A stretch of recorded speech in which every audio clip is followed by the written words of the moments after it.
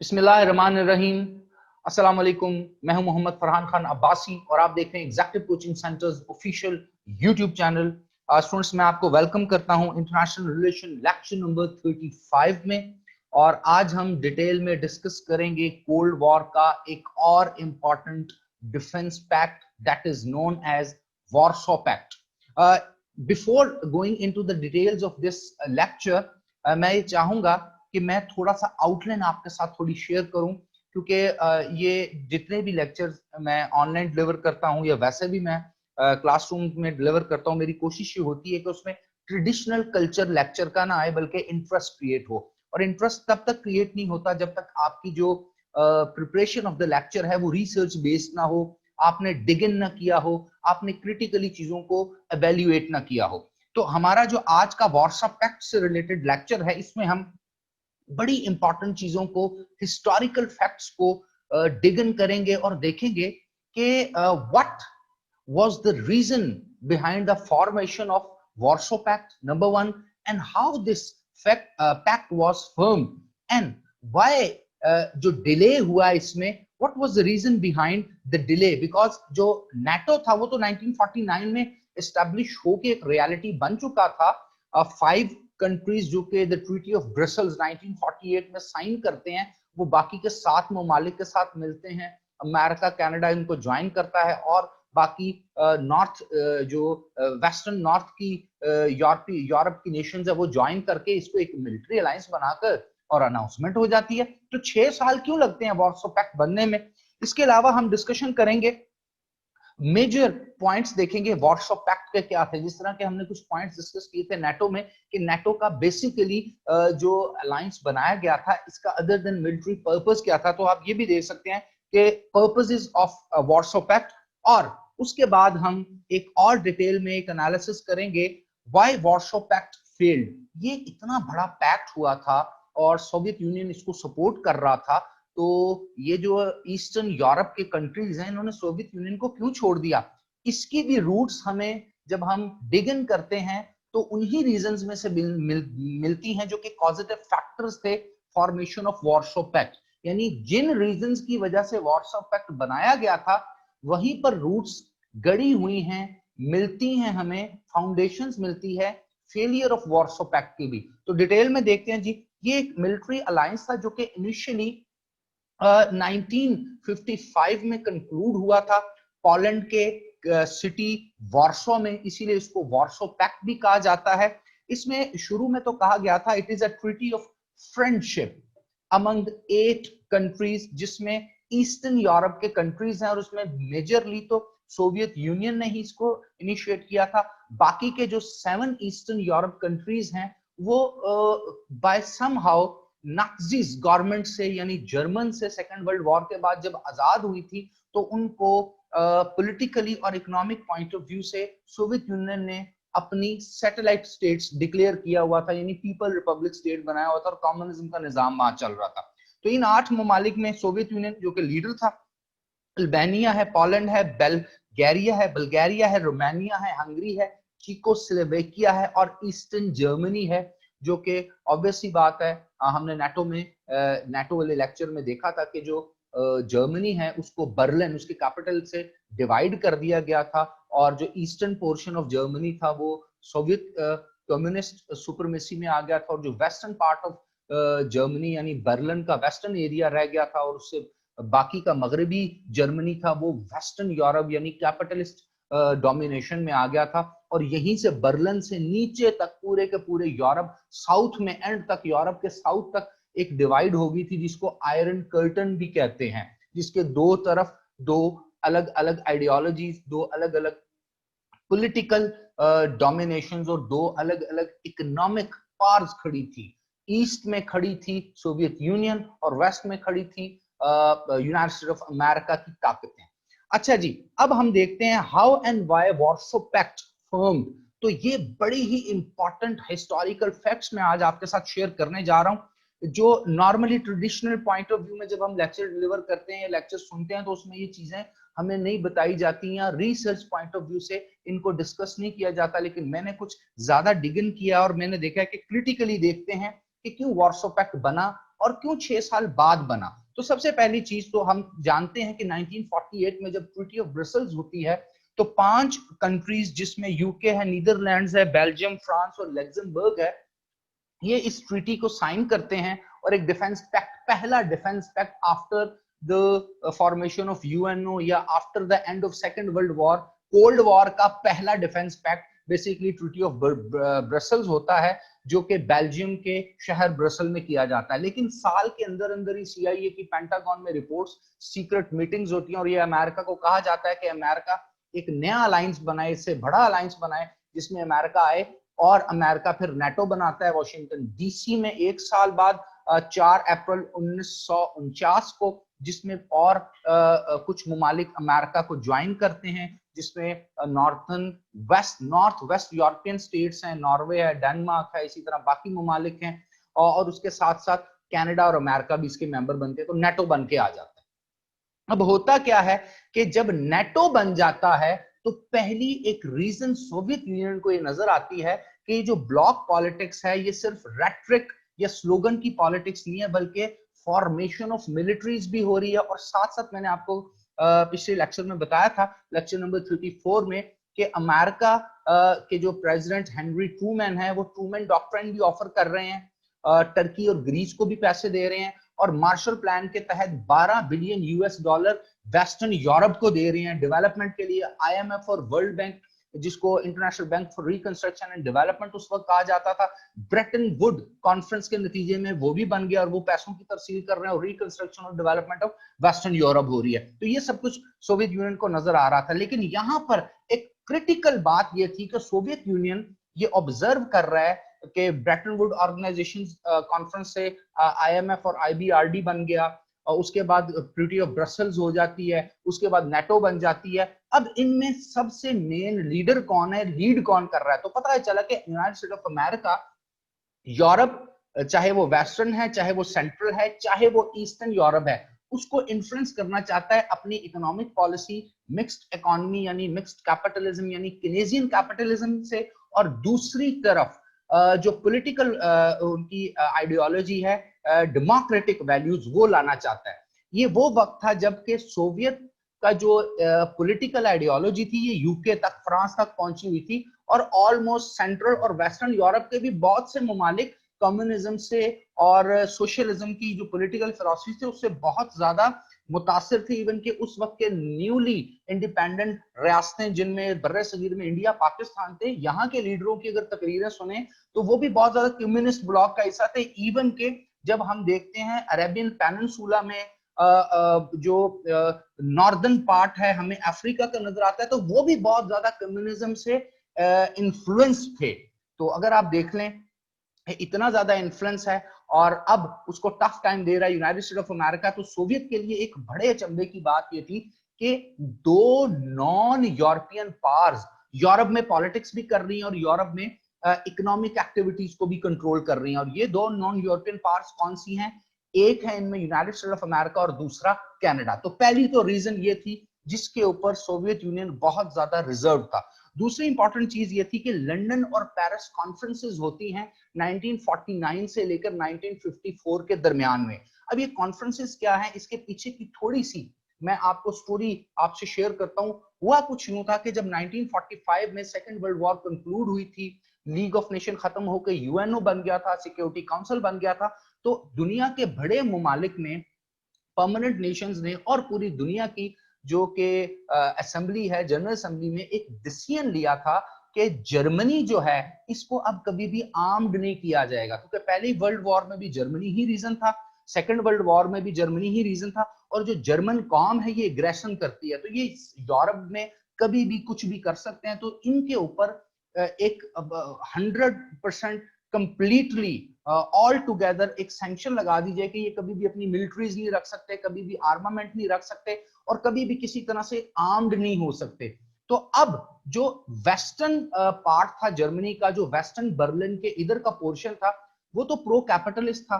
तो अगर वो एरिया आर्म्ड हो जाता है तो अमेरिकन और कैपिटलिस्ट को बहुत ज्यादा फायदा था, क्योंकि ईस्टर्न पार्ट जो जर्मनी का है वो तो प्रो सोवियत है और उसको तो आर्म्ड नहीं किया जा रहा है। लेकिन 1948 से 1949 यानी मार्च 1948 से मई 1949 तक सोवियत ट्रूप्स ने ईस्टर्न और वेस्टर्न दोनों तरफ अपनी फौजें भेज दी थी और वेस्टर्न बर्लिन का ब्लॉकेड भी किया हुआ था। तो ये भी एक बहुत बड़ा कंसर्न था। तो अमेरिका ने दो कॉन्फ्रेंसेस इनिशिएट करवाई, एक लंदन में करवाई और दूसरी फ्रांस में करवाई। और इन कॉन्फ्रेंस में आर्गुमेंट ये बिल्ड किया गया कि क्यों ना हम वेस्टर्न जर्मनी के ऊपर से वो सैंक्शन खत्म करें कि वेस्टर्न जर्मनी आर्म्ड नहीं हो सकता, बल्कि इसको आर्म्ड करें, इनके लोगों की आर्मी बनाएं और फिर इसको हम नेटो का एक मेंबर कंट्री बना लेंगे। और अब अगर दोबारा ब्लॉकेड जैसी हरकत सोवियत यूनियन ने जैसे पहले वेस्टर्न बर्लिन पे की, अगर कभी करेगा, तो चूंकि नेटो का आर्टिकल 5 ये कहता है कि नेटो के किसी एक मेंबर कंट्री पे भी अगर आप अटैक करते हैं तो पूरे के पूरी नेटो अलायंस पे अटैक समझा जाएगा और पूरे की पूरी नेटो अलायंस फिर इसका रिस्पॉन्स भी देगी, यानी बाकी के कंट्रीज मिलकर कलेक्टिव सिक्योरिटी डेवलप करेंगे।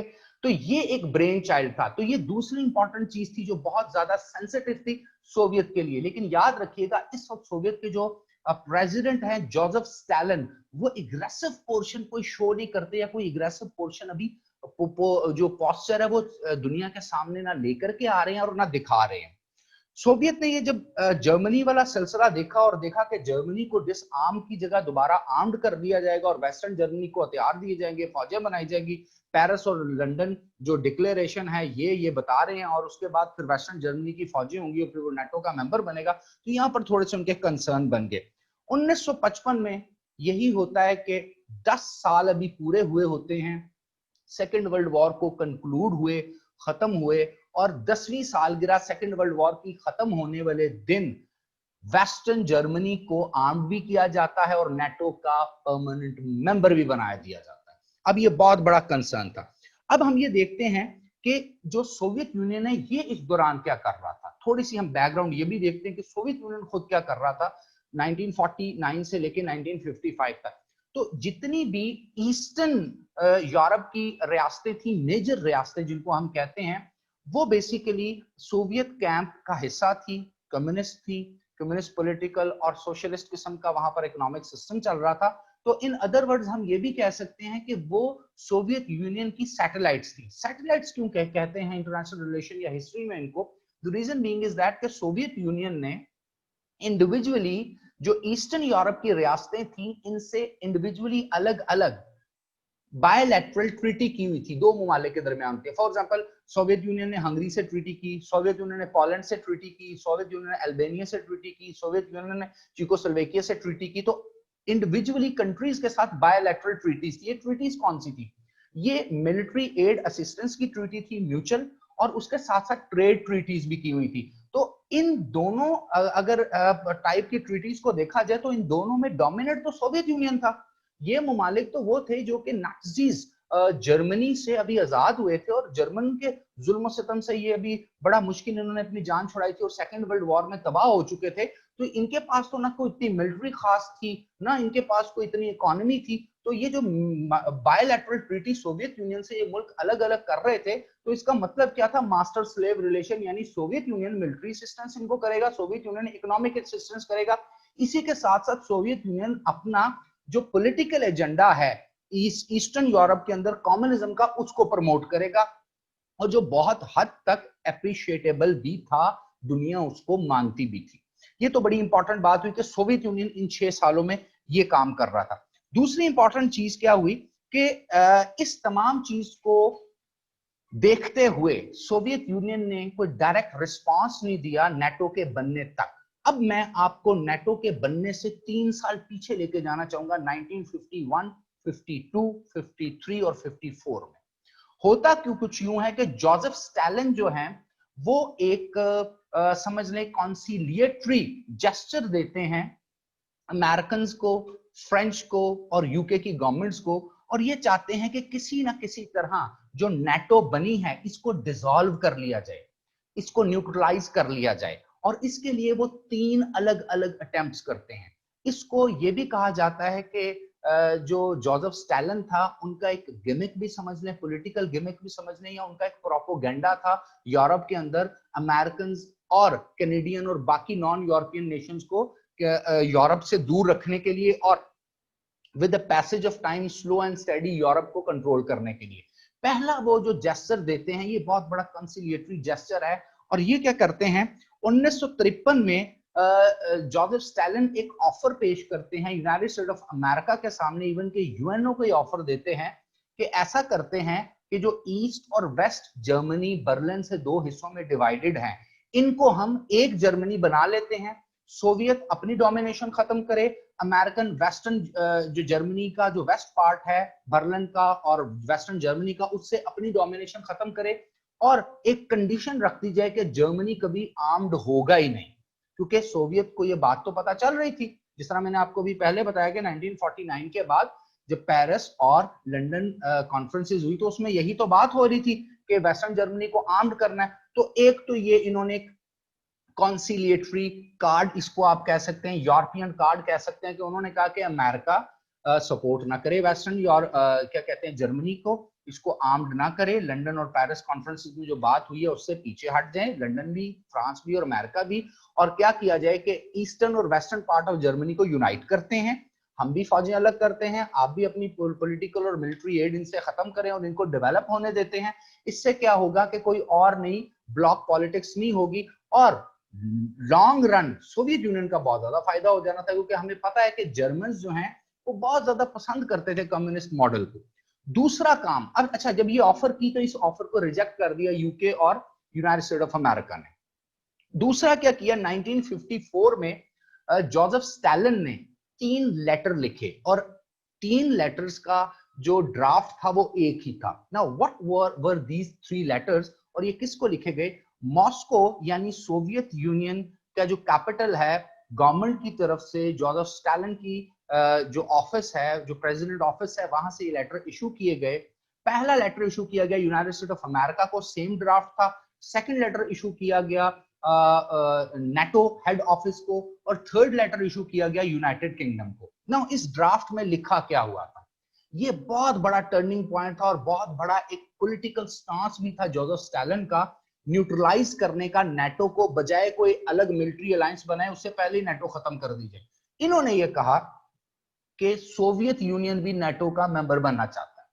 अब ये बड़ी अजीब सी बात थी कि नेटो ब्लॉक तो बनाया ही इसलिए गया था, मिलिट्री अलायंस किया ही इसलिए गया था कि 1948 से 49 तक जब आप बर्लिन की, वेस्टर्न बर्लिन की ब्लॉकेड करते हैं, मिलिट्री ट्रूप्स सोवियत यूनियन के आते हैं, तो और यूरोप में मिलिट्री ट्रूप्स सोवियत यूनियन के ना आ जाएं, तो अब यूरोप को जिससे खतरा था वही अगर इसका मेंबर बन जाएगा नेटो का, तो फिर खतरा तो जिससे था वो तो मेंबर बन गया, तो फिर बात ही खत्म होगी। असल में जोसेफ स्टालिन चाहते थे न्यूट्रलाइज करना नेटो को, कि नेटो की जिस मकसद के लिए बना था, एंटी सोवियत, वो मकसदियत भी खत्म हो जाए, और नंबर 2 यूएस और कनाडा का इंफ्लुएंस खत्म हो जाए, यूरोपीय नेशंस खुद आपस में बैठ के डिसीजन ले लें। अमेरिका, फ्रांस, यूके, इवन के नेटो सेक्रेटेरिएट में भी इसको all together null and void ab initio declare कर दिया कि इसकी शुरुआत से, इसकी एडमिटेंस से, इसकी एक्सेप्टेंस से, जब हमने इसको रिसीव किया, इसको पढ़ा, हम इस प्रपोजल को नहीं मानते और किसी सूरत भी मॉस्को यानी सोवियत यूनियन को हम नेटो का मेंबर नहीं बनाएंगे। थोड़ा सा टाइम गुजर गया तो उसी साल 1954 में जोसेफ स्टालिन ने एक और प्रपोजल दे दिया। अब ये इनका फॉरेन पॉलिसी टर्न भी था। जोसेफ स्टालिन ने कहा कि ओके, हम नेटो जैसी जो इतनी बड़ी अलायंस बना रहे हैं, क्यों ना हम पैन यूरोपियन ऑर्गेनाइजेशन बनाएं जिसमें तमाम यूरोपियन कंट्रीज हों, ईस्टर्न यूरोप के भी हों, सेंट्रल यूरोप के भी हों, वेस्टर्न यूरोप के भी हों। और चूंकि जो सोवियत यूनियन है, आपको मालूम होना चाहिए, वो ईस्टर्न यूरोप तक फैला हुआ है और सेंट्रल यूरोप तक भी वो टच कर रहा होता है, तो वो तो उसका मेंबर होना था, और मॉस्को आता भी यूरोप के अंदर है। तो उसने कहा कि क्यों ना हम पैन यूरोपियन ऑर्गेनाइजेशन बनाएं और ये जो नेटो और इस टाइप की जितनी भी ऑर्गेनाइजेशन है इनको खत्म किया जाए, और जो बाहर से सॉरी बाहर से, वेस्ट से जो मुल्क आ रहे हैं जिसमें यूएसए, कनाडा और बाकी ममालिक हैं, उनका इन्फ्लुएंस बहुत ज्यादा खत्म हो। तो ये तीसरी बड़ी कोशिश थी जोसेफ स्टालिन की, नेटो को न्यूट्रलाइज करने की और अमेरिकन इन्फ्लुएंस को खत्म करने की। ये बहुत बड़े पॉलिटिकल गिमिक्स थे। इस दौरान सोवियत यूनियन को बड़ा पॉजिटिवली देखा भी जाने लगा, लेकिन ऐसा जब नहीं हुआ और तीसरी बार भी जोसेफ स्टालिन को रिजेक्शन मिली, तो फिर जोसेफ स्टालिन ने 14 मई 1955 को पोलैंड के शहर वार्सा में 7 ममालिक, जो कि उनकी अपनी ही सैटेलाइट स्टेट थी ईस्टर्न यूरोप की, उनको बुलाया और एक बहुत बड़ा फ्रेंडशिप ट्रीटी एग्रीमेंट साइन किया, जो बेसिकली फ्रेंडशिप ट्रीटी एग्रीमेंट नहीं था बल्कि एंटी नेटो एक डिफेंस अलायंस था, कलेक्टिव डिफेंस का एक अलायंस था। याद रखिएगा, यहां पर जोसेफ स्टालिन एक और चौथी कोशिश भी करते हैं, यानी वार्सो पैक्ट को अनाउंस करने के बाद अब भी जोसेफ स्टालिन चाहते हैं किसी तरह जो इफेक्टिविटी है नेटो की खत्म की जाए, या फिर अमेरिकन को इस नेटो ब्लॉक से बाहर निकाला जाए और यूरोपियन खुद इसको डील करे और बाद में मैं इसको डोमिनेट कर जाऊंगा। यहां पर एक यूनाइटेड कलेक्टिव सिक्योरिटी ऑर्गेनाइजेशन का फिर प्रपोजल दे दिया जोसेफ स्टालिन ने, और इस प्रपोजल के अगेंस्ट उन्होंने क्या कहा, उन्होंने कहा हम वार्सो पैक्ट को खत्म करने को तैयार हैं, हम इस मिलिट्री अलायंस को भी खत्म करने को तैयार हैं अगर आप यूनाइटेड कलेक्टिव सिक्योरिटी ऑर्गेनाइजेशन बनाएं, लेकिन ये बनेगी सिर्फ यूरोपीय नेशन से, वेस्टर्न सेंट्रल ईस्टर्न यूरोप की नेशन जिसकी मेंबर होंगी, और इसके साथ साथ एक कंडीशन लगा दी कि नेटो को भी खत्म करना पड़ेगा, ताकि जब दो अलग अलग ब्लॉक्स और मिलिट्री ब्लॉक्स बन गए तो अल्टीमेटली तबाही फिर यूरोप की होनी। और अभी रिसेंटली सेकेंड वर्ल्ड वॉर में भी यूरोप की बड़ी तबाही है, और ये बड़ा कन्विंसिंग आर्गुमेंट था, लेकिन इसको भी अमेरिकन, फ्रेंच और यूके के लोगों ने नहीं माना, यानी उनकी उस वक्त की गवर्नमेंट्स ने इसको रिजेक्ट कर दिया। अब थोड़ा सा मैं आपको बताता हूं कि जब वार्सो पैक्ट बन जाता है तो फिर वार्सो पैक्ट का जो स्ट्रक्चर है वो क्या होता है। पहली बात तो नॉन इंटरफेरेंस की बात की जाती है वार्सो पैक्ट बनाते हुए कि ये 8 ममालिक एक दूसरे के कंट्री में इंटरफेरेंस नहीं करेंगे, ना मिलिट्री, ना डिप्लोमेटिक, ना किसी और, हर मुल्क आजाद होगा। और दूसरी बात, mutual respect to each others territorial sovereignty and security, यानी ये जो 8 मेंबर कंट्रीज हैं ये एक दूसरे के बॉर्डर का, टेरिटरी का म्यूचुअल रिस्पेक्ट करेंगे और उनकी इंडिपेंडेंस और सिक्योरिटी पे कॉम्प्रोमाइज नहीं होगा, क्योंकि सोवियत यूनियन ऑब्वियस सी बात है एक बड़ा एक जाइंट मुल्क है और वो अपने बाकी के 7 ईस्टर्न यूरोप के ममालिक जिसको उसने अपनी सैटेलाइट बनाया हुआ है, और इन अदर वर्ड्स उनको मिलिट्री और ट्रेड बायलैटरल अग्रीमेंट्स में भी अपने साथ एंगेज किया हुआ है, तो वो कहीं ना कहीं इनका फायदा उठाएगा। लेकिन इस ड्राफ्ट में जो वार्सो पैक्ट का ड्राफ्ट था उसमें ये लिखा गया कि नहीं, ऐसा नहीं होगा। और कलेक्टिव डिफेंस की बात की गई, जो नेटो का आर्टिकल 5 है कि किसी एक मुल्क के ऊपर भी हमला पूरी नेटो पे हमला समझा जाएगा। तो यहां पर वार्सो पैक्ट में कहा गया कि वार्सो पैक्ट के इन 8 ममालिक में से किसी एक मुल्क पर भी हमला पूरे के पूरे वार्सो पैक्ट एक पूरे के पूरे मिलिट्री अलायंस पे हमला समझा जाएगा, जिसको फिर एक जिसको हम बोलते हैं ना कि मिलिट्री पॉइंट ऑफ व्यू से ही काउंटर और आंसर किया जाएगा, रिस्पॉन्स किया जाएगा। Promotion of upgradation and modernisation of Eastern Europe, जैसा कि नाटो ने वेस्टर्न यूरोप को प्रमोट करना था और मॉडर्नाइज करना था, उन्होंने कहा हम ईस्टर्न यूरोप को करेंगे, लेकिन ये मॉडर्नाइजेशन को कैपिटलिस्टिक इकोनॉमी और डेमोक्रेटिक वैल्यूज की नहीं है, आजादी वाली नहीं है, ये सोशलिस्ट मॉडर्नाइजेशन है। इसको हम किसी तरह रसिफिकेशन मॉडल भी कह सकते हैं। ये एक लंबा टॉपिक है, रसिफिकेशन ऑफ ईस्टर्न और वेस्टर्न यूरोप, इस पे भी इंशाल्लाह डिटेल में हम आपसे किसी वीडियो में डिटेल में बात करेंगे। अब हम आ जाते हैं कि जब सब काम कर लिए गए, 1955 में अनाउंसमेंट हो गई, वार्सो पैक्ट बन गया, उसके बाद भी प्रपोजल दे दिया गया जोसेफ स्टालिन की तरफ से कि हम वार्सो पैक्ट को खत्म करने को तैयार हैं, अगर आप चाहते हैं तो हम इसको खत्म करने के लिए आ सकते हैं, आपके साथ बात कर सकते हैं, आप नेटो खत्म कर दें और एक यूनिफाइड किस्म की कलेक्टिव सिक्योरिटी ऑर्गेनाइजेशन बना दें, यूनाइटेड। तो वो भी बात, रिस्पॉन्स खत्म हो गया। तो अब जो वार्सो पैक्ट था इसको काम भी करना था, तो काम इसका क्या था जी, एंटी नेटो एक अलायंस बना हुआ था। लेकिन मैंने आपको चूंकि पहले बताया था, एक डिटेल में एक एनालिसिस में इसके ऊपर दूंगा कि जो रीजंस वार्सो पैक्ट की फॉर्मेशन की और इसकी बनने की थी, उन्हीं में अगर हम डिग इन करते हैं तो हमें रूट्स मिलती हैं वार्सो पैक्ट के फेलियर की। पहली बात, एक छोटा सा कंपैरिजन करते हैं नेटो और वार्सो पैक्ट का। तो नेटो के जितने भी कंट्रीज हैं ये डोमिनेट तो यूएसए कर रहा था, लेकिन याद रखिएगा नेटो के जितने अलाइड कंट्रीज हैं वो इंडिपेंडेंट भी हैं और उनकी अपनी अपनी आर्मी है, जिन आर्मीज को यूएसए डोमिनेट नहीं करता, बल्कि नेटो मेंबर कंट्रीज अपनी आर्मी का एक सेगमेंट जो है वो नेटो में देते हैं, उसको फिर सेक्रेटरी जनरल उसको चलाता है और फिर उस कमांड में चलता है। बाकी की जितनी उनकी अलग आर्मी होती है वो उनके मुल्क के अंडर ही होती है और उसको कोई कमांड एंड कंट्रोल नहीं करता।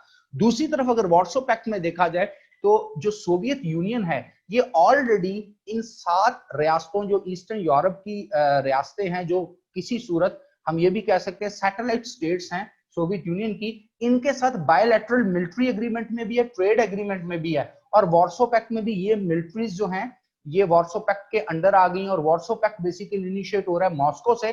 तो वार्सो पैक्ट और नाटो का जो बड़ा डिफरेंस है वो ये है कि वार्सो मेंबर जितने भी थे, वार्सो पैक्ट के मेंबर कंट्रीज, वो सारे के सारे डायरेक्टली सोवियत डोमिनेशन में चले गए थे। मॉस्को से उनको ऑर्डर मिलते थे, और ये नहीं कि उनका पार्ट या पोर्शन ऑफ मिलिट्री जो थी वो वार्सो पैक्ट में पार्टिसिपेट करती थी, बल्कि इन मुल्कों की पूरी मिलिट्री ही वार्सो पैक्ट में पार्टिसिपेट करती थी। और वार्सो पैक्ट को डोमिनेट कर रहा था सोवियत यूनियन, और कमांड एंड कंट्रोल जो होती थी वो मॉस्को से होती थी। तीसरी इंपॉर्टेंट चीज, जो वार्सो पैक्ट के कंट्रीज हैं उनमें सिर्फ एक पोलैंड और एक ईस्टर्न जर्मनी है जिसकी अपनी वेल इक्विप्ड और रीजनेबल किस्म की आर्मी थी, जवान थे, मिलिट्री पर्पज से वो ट्रेंड थे। बाकी के जो 5 मुल्क हैं ईस्टर्न यूरोप के जो वार्सो पैक्ट का हिस्सा हैं, उनकी मिलिट्री को डेवलप करने वाला, बनाने वाला, सपोर्ट करने वाला, चलाने वाला ही मॉस्को यानी सोवियत यूनियन है। तो एक बहुत बड़ा डिफरेंस ये था कि जो नाटो थी कंपैरेटिवली वार्सो पैक्ट से आजाद एक अलायंस थी और जियोपॉलिटिकल फोर्स के तौर पे थी, जबकि वार्सो पैक्ट जो थी ये प्योरली सोवियत आर्मी थी और सोवियत ने इनको हैंडल करना था। वो मर्जी से करें, मिस हैंडल करें, जैसे चाहे। ये 7 ममालिक सोवियत इंप्रेशन, सोवियत डोमिनेशन से बाहर नहीं आ सकते। इसके साथ साथ वार्सो पैक्ट में जितने भी कंट्रीज काम, only the military of Poland और ये थी। अच्छा, इसके अलावा एक और बात है, Warsaw pact was not a true geopolitical force, जो कि मैं आपको बता चुका हूं कि जियोपॉलिटिकल फोर्स तो वो होती है कि जो उस पूरे के पूरे जियोग्राफिकल रीजन के कंट्रीज की कॉम्बिनेशन से बनी जाती है, और वो अपने में से कुछ ट्रूप्स दे देते हैं उस अलायंस को, और बाकी की उनकी अपनी होती है और उनमें उसकी राय भी होती है। तो वार्सो पैक्ट में तो ऐसा कुछ नहीं था। इसके साथ साथ एक और काम किया कि जो सोवियत यूनियन था उसने जिन मुल्कों को कन्विंस किया, जिसमें पोलैंड है, अल्बेनिया है, हंगरी है, चीकोस्लोवेकिया है, इन मुल्कों को, और ईस्टर्न जर्मनी है, जिनको उसने जब कन्विंस किया वार्सो पैक्ट का हिस्सा बनने के लिए, तो उसने कुछ ना कुछ इनको इंसेंटिव्स भी ऑफर किए। लेकिन जिस तरह 1956 के अंदर हम देखते हैं कि हंगेरियन क्राइसिस आता है, हंगरी के अंदर जो गवर्नमेंट है, जो प्रेसिडेंट प्राइम मिनिस्टर, जो स्टेट का ऑपरेटर्स चलाती है गवर्नमेंट, जिसका प्रेसिडेंट होता है, वो बेसिकली प्रो सोवियत है, प्रो कम्युनिस्ट है, लेकिन उसके खिलाफ एक अपराइजिंग हो जाती है हंगरी की एक पॉलिटिकल पार्टी की तरफ से, जो कि एंटी सोवियत होती है। अब होता यह है कि हंगेरियन क्राइसिस में बजाय वार्सो पैक्ट की बाकी कंट्रीज की अलायंस से कोई सिक्योरिटी फोर्स बना दी जाती, इन मुल्कों से मिलजुल कर कोई आर्मी बना के हंगेरियन क्राइसिस को या सिविल डिसोबीडियंस को या सिविलियन क्राइसिस को टैकल किया जाता है, लॉ एंड ऑर्डर को बेहतर किया जाता। जो हंगेरियन गवर्नमेंट थी उन्होंने डायरेक्टली सोवियत से यानी सोवियत फोर्स, सोवियत मिलिट्री से हेल्प मांग ली, उन्होंने इन्वेड कर दिया, और हंगरी में उन्होंने जो सोवियत लेट गवर्नमेंट थी उसको बचाने की कोशिश की, जिसके खिलाफ अपराइजिंग हो रही थी। तो हंगरी के जो लोकल लोग थे, जो डोमेस्टिक जो नैरेटिव था, वो एंटी सोवियत होना शुरू हुआ और बहुत हद तक एंटी सोवियत हो गया। दूसरा काम क्या हुआ कि अल्बेनिया जो है, इसको कहा गया कि अल्बेनिया जो है वो सोवियत यूनियन 1969 में चीकोस्लोवेकिया में वन साइडेड इन्वेड कर जाता है। चीकोस्लोवाकिया में अपराइजिंग होती है, एंटी सोवियत स्लोगन्स आते हैं, तो अल्बेनिया को कहा जाता है कि वो साथ दे सोवियत का, और जितने भी वार्सो पैक्ट के ट्रूप्स हैं वो मिलके चीकोस्लोवाकिया पे जाए, जिसपे अल्बेनिया ये कहता है कि हमने जब वार्सो पैक्ट बनाया था तो हमने कहा था non interference in the internal affairs, number 1, और दूसरा हमने कहा था mutual respect to each others territorial sovereignty and security.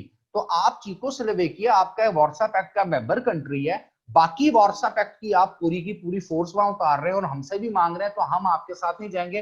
Albania ने क्विट कर दिया। उसके साथ साथ क्या हुआ, हंगरी पहले ही क्विट कर चुका था वार्सो पैक्ट से, और कुछ अरसे बाद पोलैंड में भी ऐसा ही हुआ, क्योंकि पोलैंड की अपनी एस्टेब्लिश आर्मी भी थी और पोलैंड ने भी क्विट किया सोवियत यूनियन से। चीकोस्लोवाकिया भी काफी ज्यादा नाराज था।